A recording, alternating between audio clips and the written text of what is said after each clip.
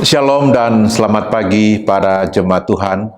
Kita bersyukur kepada Tuhan karena pada pagi hari ini kita boleh berkumpul lagi, kita akan beribadah kepada Dia. Mari kita menyiapkan segenap kehidupan kita, hati kita, supaya kita benar-benar boleh beribadah kepada Tuhan secara optimal dan boleh juga merasakan akan berkat-Nya bagi kita. Kita akan membuka ibadah ini dengan doa.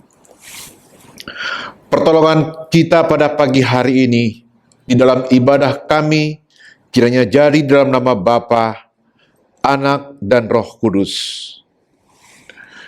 Kepada Tuhan yang Maha Kuasa, Allah kami yang baik, Allah yang Maha Kudus, yang kami sembah di dalam nama Yesus Kristus, kami jemaat-Mu datang kepada Tuhan, mengucap syukur, menaikkan pujian dan terima kasih Tuhan, karena kami boleh merasakan akan segala pimpinan, pertolongan, bahkan berkat Tuhan dalam kehidupan kami di sepanjang minggu yang telah berlalu.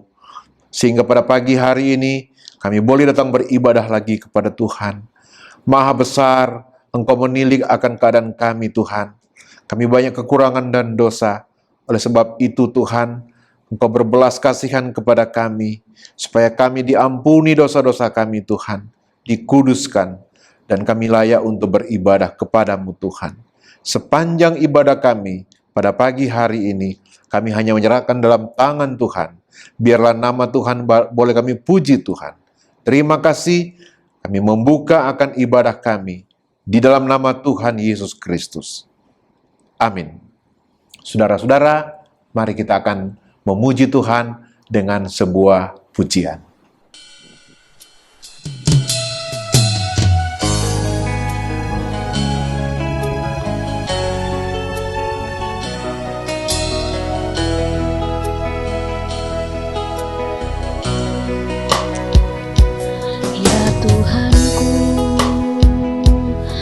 Aku hendak bernyanyi bagimu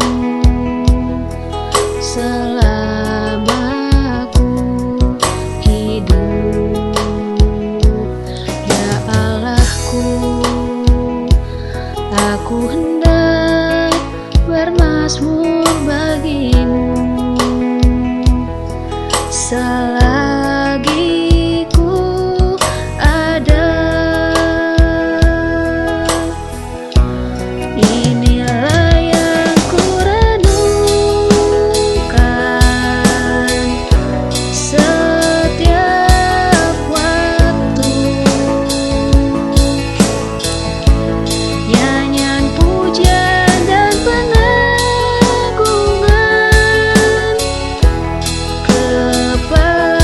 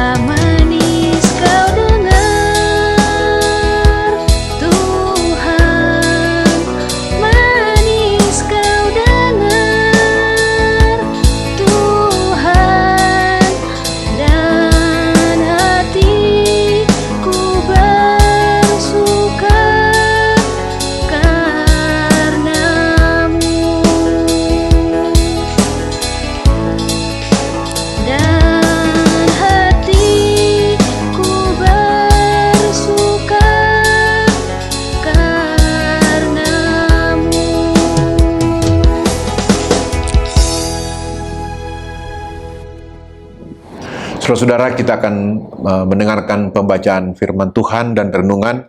Sebelumnya, mari kita berdoa. Ya Tuhan, tiba saatnya kami akan membaca firman-Mu, merenungkannya. Oleh sebab itu Tuhan, Engkau memberkati kami. Kami mohon akan pimpinan Roh-Mu yang kudus, memberikan hikmat, khususnya kepada hamba-Mu yang sederhana ini, supaya boleh memberikan pesan yang Tuhan ingin berikan kepada jemaat-Mu pada pagi hari ini, dan kepada kami sekalian yang mendengarnya.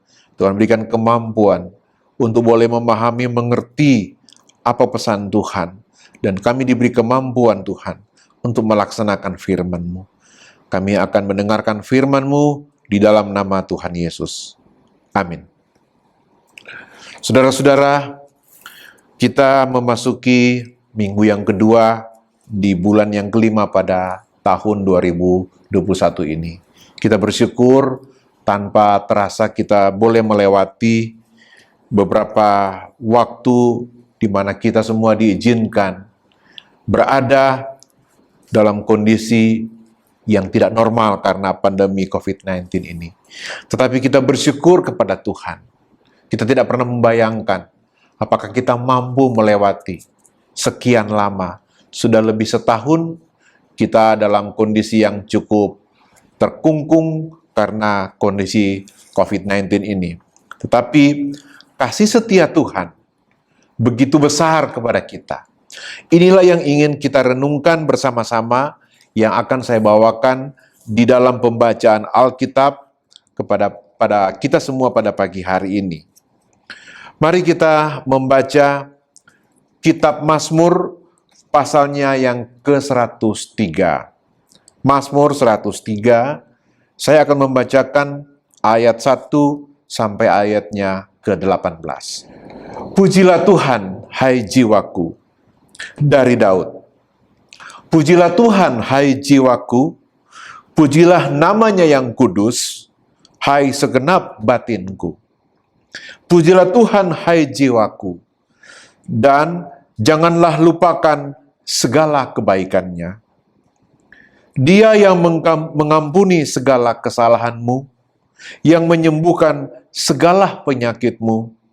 Dia yang menebus hidupmu dari lubang kubur, yang memahkotai engkau dengan kasih setia dan rahmat.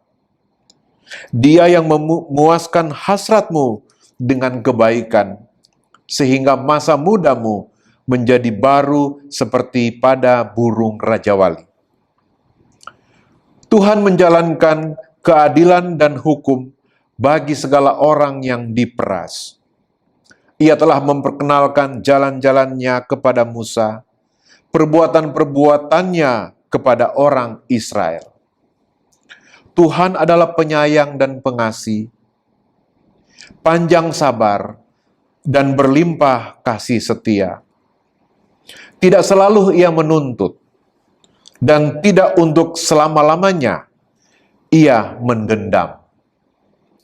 Tidak dilakukannya kepada kita setimpal dengan dosa kita, dan tidak dibalasnya kepada kita setimpal dengan kesalahan kita. Tetapi setinggi langit di atas bumi, demikian besarnya kasih setianya dan orang-orang yang takut akan Dia. Sejauh timur dari barat, demikian dijauhkannya daripada kita pelanggaran kita. Seperti Bapa sayang kepada anak-anaknya, demikian Tuhan sayang kepada orang-orang yang takut akan Dia. Sebab Dia sendiri tahu apa kita. Dia ingat bahwa kita ini debu. Adapun manusia, hari-harinya seperti rumput. Seperti bunga di padang, demikianlah ia berbunga. Apabila angin melintasinya, maka tidak ada lagi ia, dan tempatnya tidak mengenalnya lagi. Tetapi kasih setia Tuhan dari selama-lamanya sampai selama-lamanya atas orang-orang yang takut akan Dia, dan keadilannya bagi anak cucu. bagi orang-orang yang berpegang pada perjanjiannya dan yang ingat untuk melakukan titahnya. Sampai demikian pembacaan kitab suci pada kita sekalian, dan berbahagialah kita sekalian yang mendengarkan, menyimpan dalam hati, dan melakukan di dalam kehidupannya. Saudara yang dikasihi Tuhan, tadi dalam pembukaan saya sudah menyampaikan bahwa betapa hebatnya kasih Tuhan kepada kita.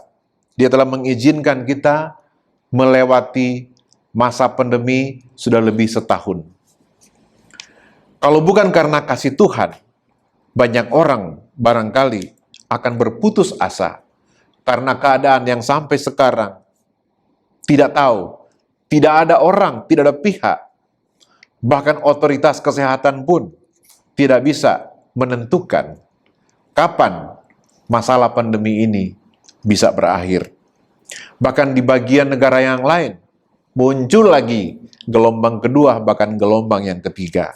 Sehingga kita betul-betul perlu juga memperhatikan apa yang telah dimintakan oleh pemerintah supaya kita bisa menjaga diri dan juga bisa disiplin untuk kegunaan atau manfaat bagi kita sekalian.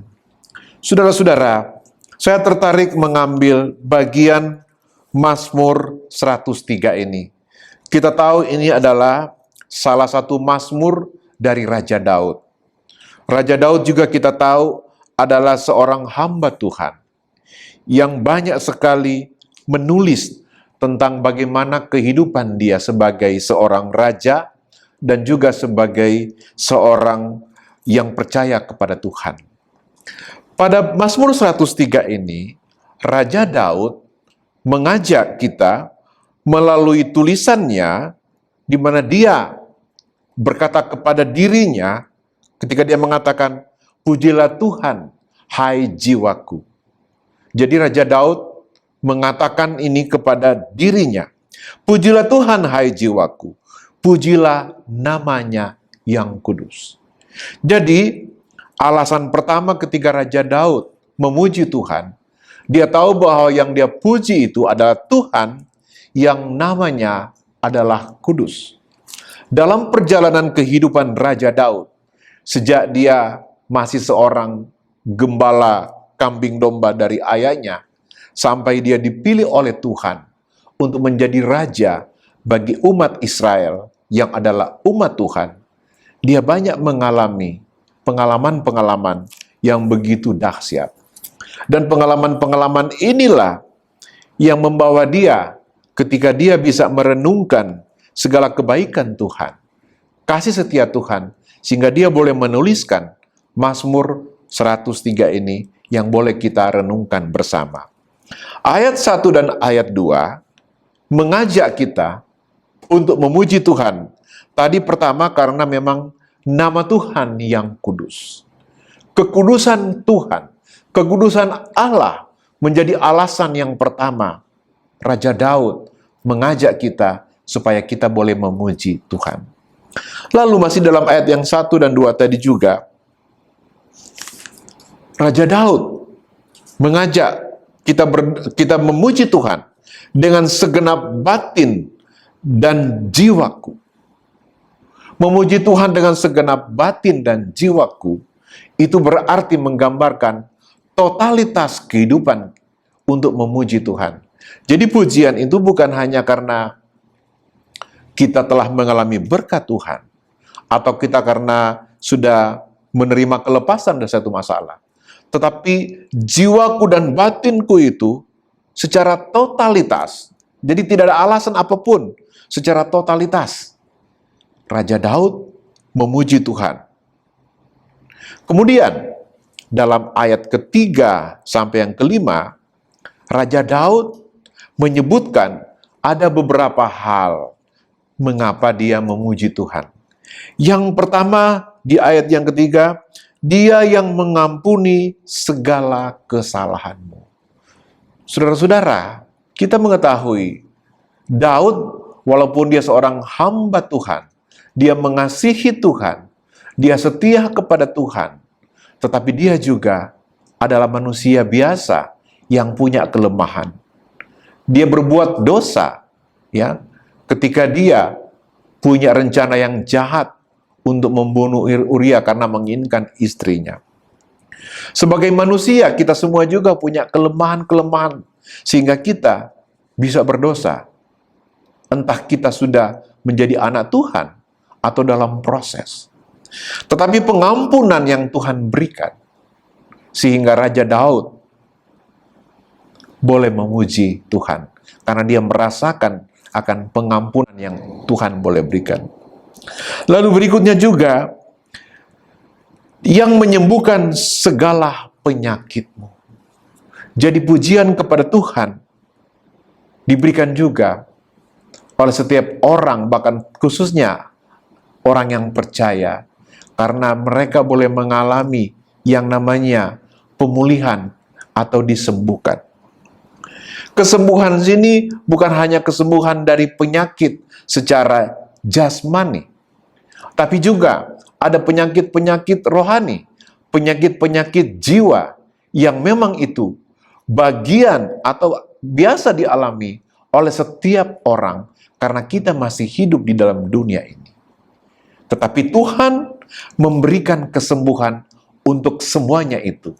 Sehingga Raja Daud mengajak kita memuji Tuhan karena kesembuhan yang Tuhan sudah berikan. Ada berapa di antara kita? Saya pribadi, ketika usia sudah dalam memasuki lanjut usia seperti ini, kondisi tubuh tidak sekuat lagi seperti dulu, ya. Jadi penyakit itu lebih mudah menyerang. Tetapi ketika kita berharap kepada Tuhan dan Tuhan memberkati kesehatan kita dengan memberikan kesembuhan, maka sudah merupakan suatu hal yang pantas kalau saya memuji Tuhan, berterima kasih kepada Tuhan, juga kepada kita sekalian. Lalu masih dalam ayat 3 dan 4, ayat keempat mengatakan, Dia yang menebus hidupmu dari lubang kubur.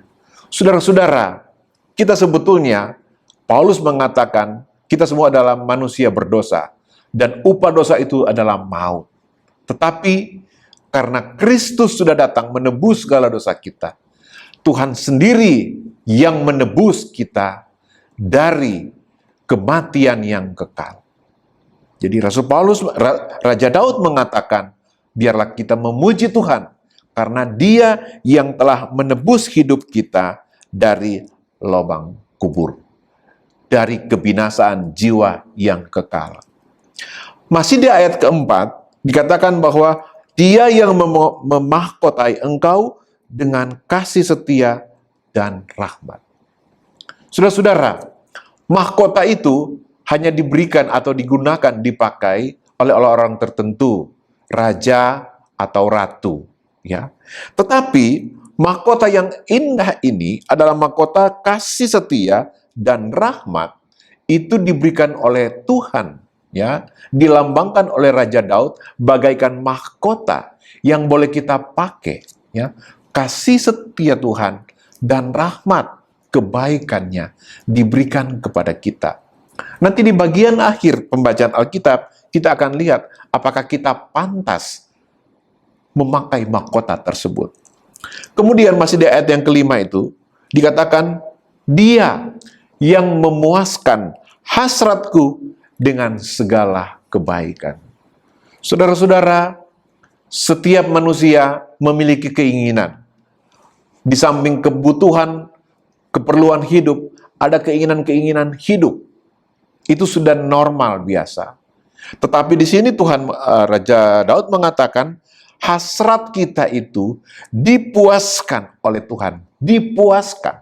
Jadi bukan hanya dicukupkan, di atas yang cukup, dipuaskan. Tetapi bukan dengan kepuasan yang duniawi, tetapi dengan kebaikan menurut pandangan Tuhan. Kemudian saudara-saudara, di ayat yang ke-6, Raja Daud mengatakan juga bahwa Tuhan menjalankan keadilan dan hukum bagi segala orang yang diperas. Jadi, Raja Daud memuji Tuhan, karena Tuhan itu juga adalah Tuhan yang adil, yang memperhatikan setiap orang. Di mana dikatakan bahwa untuk orang yang diperas, Tuhan menjalankan keadilan dan hukum. Nah, di sini kita lihat kebaikan Tuhan itu juga mengandung keadilan dan ada hukum ketika ada orang-orang yang diperas. Lalu Raja Daud lanjut dalam ayat yang ke-7. Ia telah memperkenalkan jalan-jalannya kepada Musa, perbuatan-perbuatannya kepada orang Israel. Raja Daud mengutip bagaimana Tuhan Allah telah memperkenalkan segala hukumnya melalui Musa. Kemudian hukum-hukum itu atau jalan-jalan, ketetapan-ketetapan itu untuk disampaikan kepada umatnya, umat Israel. Dan kita tahu dalam perjalanan umat Israel keluar dari Mesir, ketika hukum-hukum itu diperkenalkan. Dan hukum itu menjadi acuan atau Tuhan menuntut supaya umat Israel harus taat patuh terhadap hukum-hukum tersebut. Dan kita tahu dalam perjalanan berikutnya, umat Israel itu juga banyak tidak setia. Sehingga Allah memberikan segala apa yang diperlukan oleh orang Israel. Apa itu? Dia juga memperlihatkan segala kedahsyatannya, perbuatan-perbuatan yang ajaib. Baik ketika orang Israel itu berperang melawan musuh, ketika mereka ada masalah yang besar, Tuhan turut campur tangan di situ, memberikan solusi.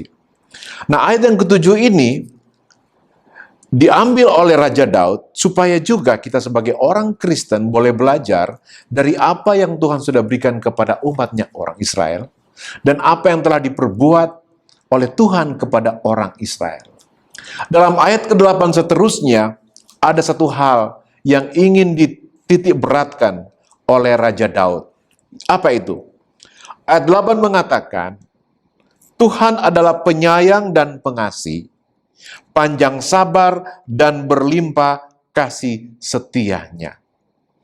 Tidak selalu ia menuntut dan tidak untuk selama-lamanya ia mendendam.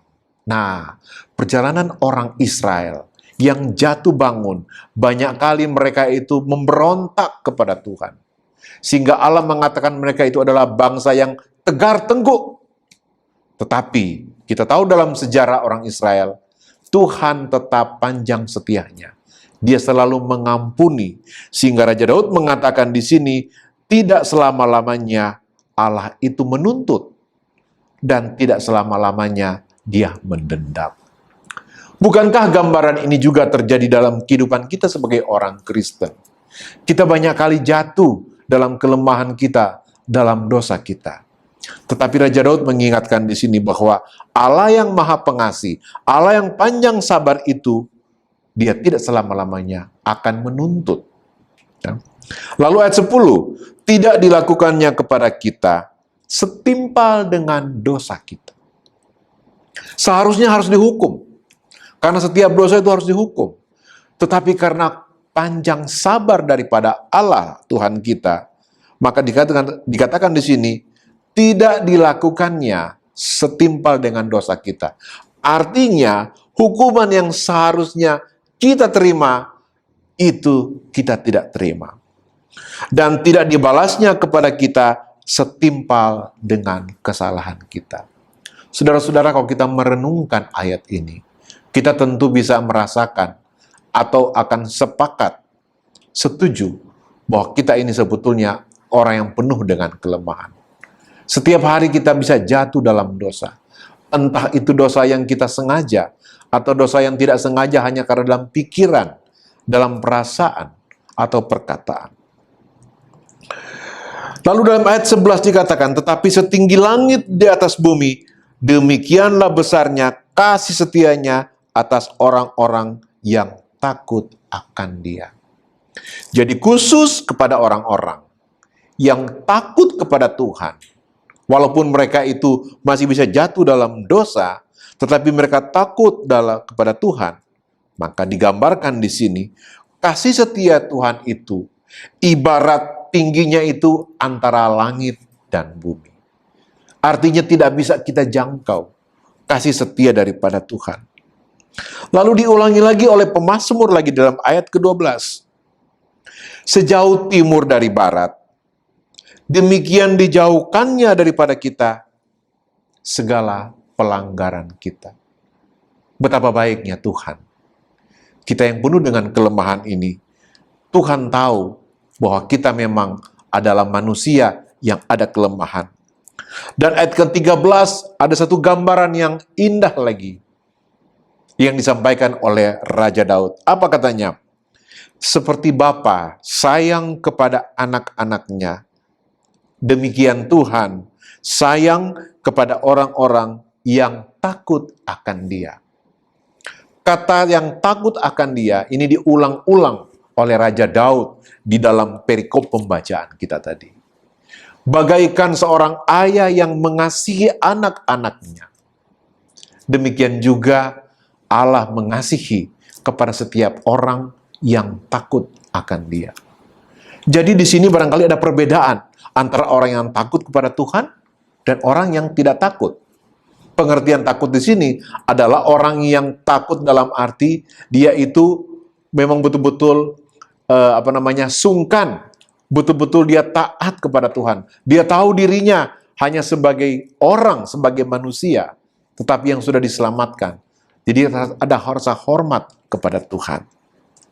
Nah, ayat 14 di sini kenapa alasannya kenapa Tuhan itu mengasihi manusia. Ayat 14, sebab Dia yaitu Allah sendiri tahu apa kita. Dia ingat bahwa kita ini adalah debu. Jadi saudara-saudara, kalau kita juga bisa merenungkan kenapa kita masih sering jatuh dalam dosa, sekalipun kita sudah diselamatkan, tapi kita masih banyak kelemahan. Tuhan sendiri juga, sebagai pencipta kita, Dia tahu dan Dia ingat bahwa kita ini hanyalah debu.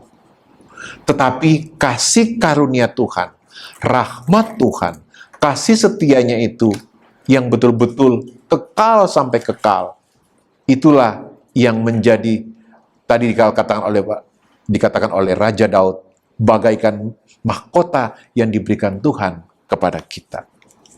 Nah, di ayat 15 dan 16 dikatakan lagi, adapun manusia itu hari-harinya seperti rumput, seperti bunga di padang.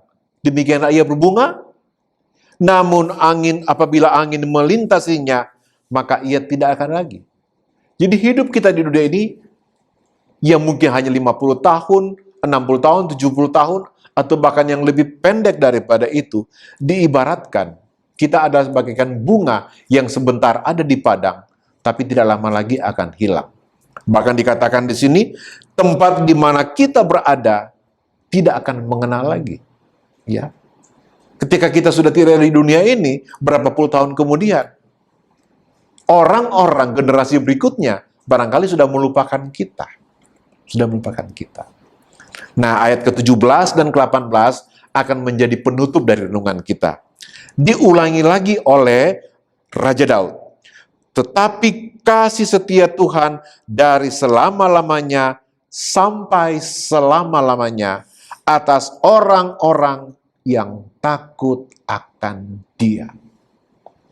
Ketika istilah orang yang takut akan Dia diulang-ulang di dalam pembacaan perikop Alkitab yang kita boleh nikmati pada pagi hari ini, maka itu juga mengajak kepada kita sekalian supaya kita tetap berada di dalam golongan atau kelompok orang-orang yang takut kepada Tuhan, yang hormat kepada Tuhan, yang menaruh rasa respek kepada Tuhan.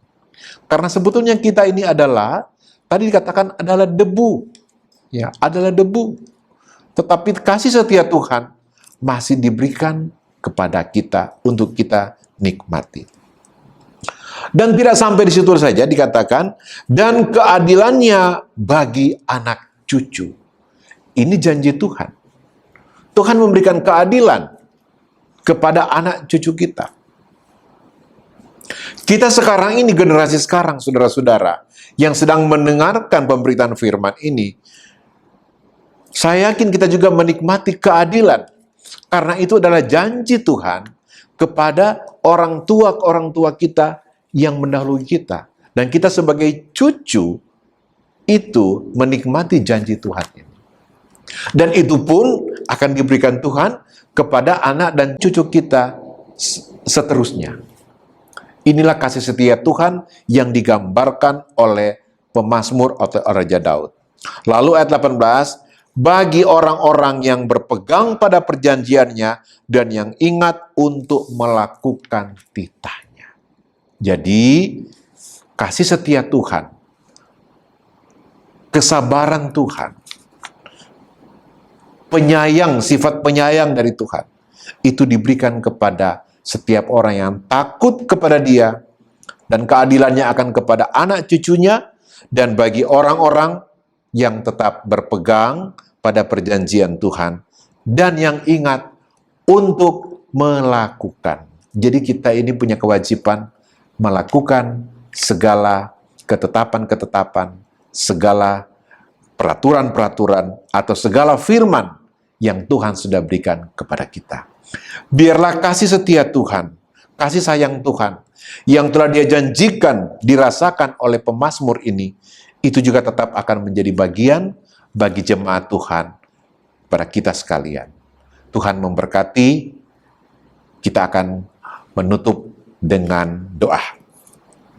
Terima kasih Tuhan, Engkau telah memberikan kesempatan kami untuk mendengarkan pembacaan firman dan perenungan firman-Mu. Berikan kekuatan kami Tuhan, supaya kami boleh selalu mengingat akan kasih setia Tuhan, dan kami juga diberi kekuatan untuk melakukan perintah-perintah-Mu. Berkati kami semua, di dalam nama Tuhan Yesus kami berdoa. Amin.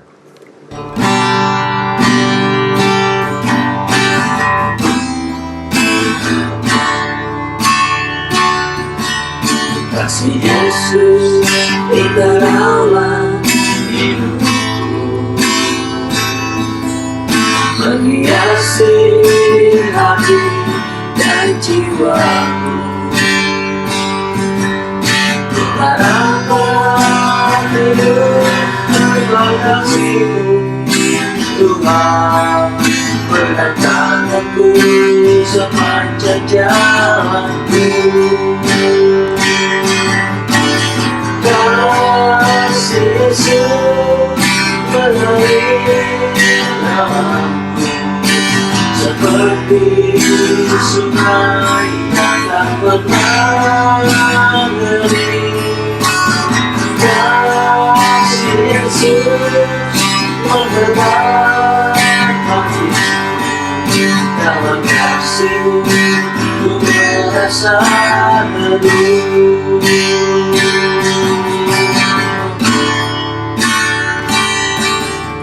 Kasih Yesus di dalam hidupku, menghiasi hati dan jiwaku. Kubarkan hidup berbang kasih-Mu, Tuhan, pegangkan aku sepanjang jalanku.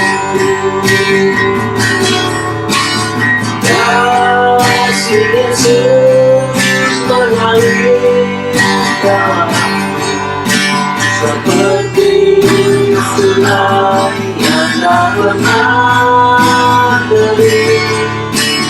Kasih Yesus menggerak hatiku, dalam kasih-Mu ku merasa teduh. Kasih Yesus mengalir dalamku, seperti sungai yang tak pernah kering. Kasih Yesus menggerak hatiku, dalam kasih-Mu ku merasa teduh. Dalam kasih-Mu ku merasa teduh.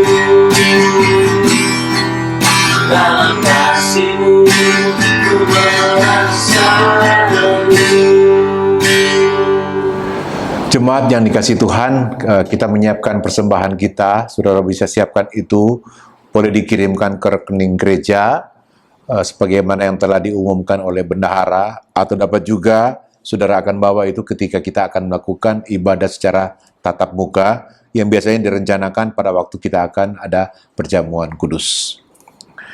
Kita akan berdoa syafaat, kemudian kita akan sekalian menutup akan ibadah kita pada pagi hari ini. Mari kita berdoa.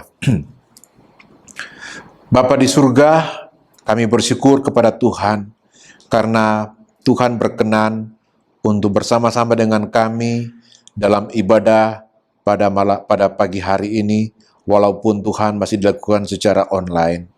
Tapi Tuhan, kuasa-Mu tidak terbatas.